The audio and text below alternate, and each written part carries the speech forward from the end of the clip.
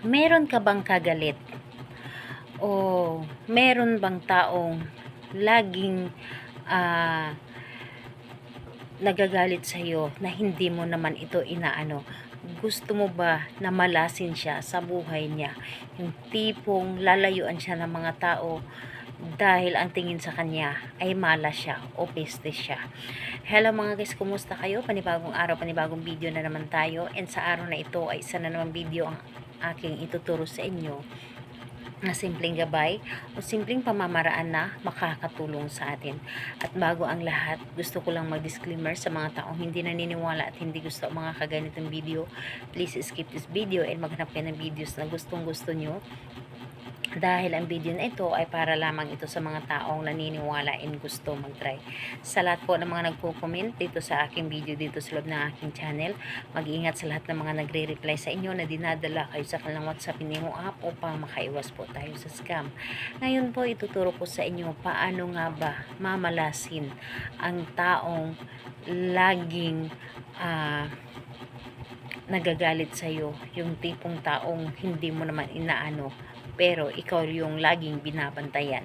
So dito po is kailangan natin ng ating gagamitin. So kailangan mo maghanda dito ng kandila, pero hindi po pink na kandila. So wala kasi akong puti ngayon. Maghanda kayo ng puti or di kay itim na kandila. Kung gusto niyo na mas worse pa yung mangyayari sa kanya, itim na kandila. Pero kung gusto mo na mild lang, so pwede po yung puti. So puting kandila yung bago, and kailangan natin dito ng karayom or di kaya pin. Kailangan din natin dito ng posporo o di kaya lighter. So kailangan din natin dito ng baso na may lamang tubig, and kailangan din natin dito ng sili na maanghang. So yun lamang ang dapat nating ihanda.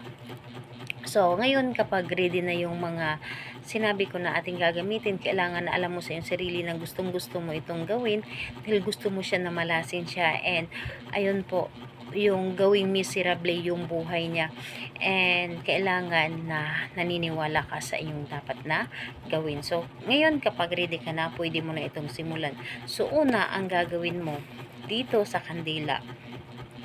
So, isulat mo dito yung pangalan niya at apelyido gamit ang pin or di kaya karayom.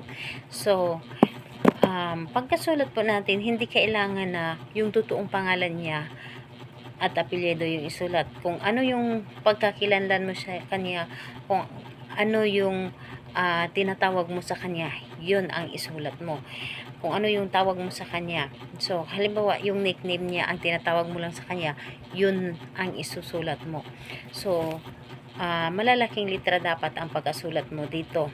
So, kapag naisulat nyo na dito sa kandila yung pangalan niya, yung nickname niya, kung paano mo siya tatawagin, sindihan mo or di kaya ang kandila na ito ay ilagay mo dito sa loob ng baso na may lamang tubig. So, ilagay mo dito. So, ayun po, pagkalagay mo dito sa baso ay sindihan mo ang kandila at saka lagyan mo ito ng maraming sili ang baso na ito. And pagkatapos nun ay hilingin mo dito, hayaan mo yung kandila na magsindi habang mamatay siya dito sa loob ng baso. So, hilingin mo dito habang may apoy pa ang kandila. Hihilingin mo dito sa pamamagitan nito, ikaw ay mamalasin sa buhay mo. Maging miserable ang buhay mo. Lalayuan ka ng mga tao.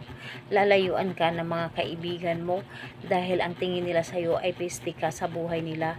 Lalayuan ka ng lahat at hindi ka magiging masaya sa buhay mo. So, yun ang gagawin mo kung ang taong ito, ang ginawan mo ay toxic sa buhay mo, na ayaw mo na papakialaman ka. So, ayun po, siguraduhin lang din po na ang taong ginawan mo nito ay talagang toxic sa buhay mo at laging pinapakialaman ang buhay mo. So, ayun po, gawin ito sa araw ng Tuesday or di kaya Friday. So, sa kahit anong oras pwede po.